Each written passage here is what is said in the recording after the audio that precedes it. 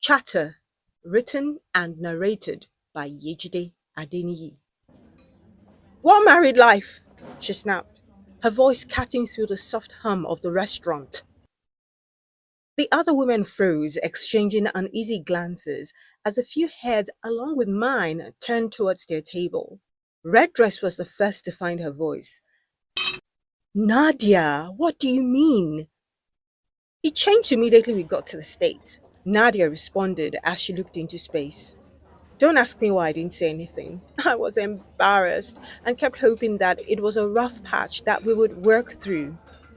The women leaned in and their voices dropped to whispers.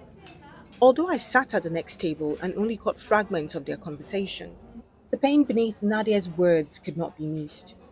I've tried everything, she continued. I even suggested therapy, but he refused. He said I could go on my own since I was the one who had a problem with him. Red dress and a red two-piece reached out to hold her hands, while white shirt looked on silently. From my table, I watched her fingers tremble as she fiddled with a wedding ring, trying hard to hold back tears. Do you think there's someone else? White shirt, who had barely spoken until then, asked, her voice soft, cautious. Oh, I know there is, Nadia replied with certainty. A hush fell over the table. The women exchanged a surprised look and something else I couldn't quite decipher. Do you know her? White shirt pressed gently.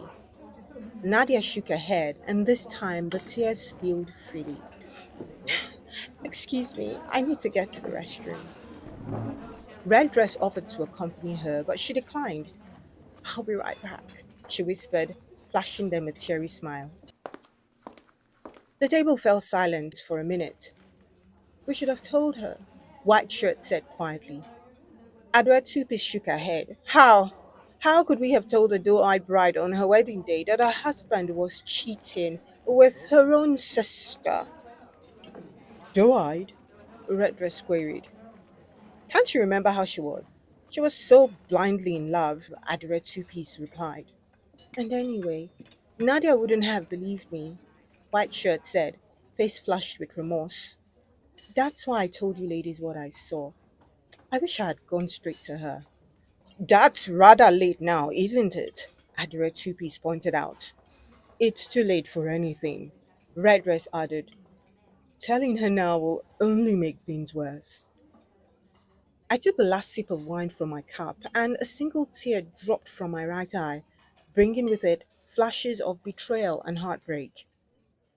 I don't know if it was the wine or adrenaline, but my ears were ringing as I sat in the back of an Uber. I could still see Nadia's face as I blocked her way from the restroom. Your sister is the other woman, I said stilly, and your friends all know. She stared at me, lips parted, and only a gasp escaped.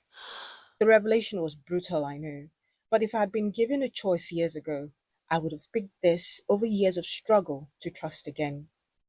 The end.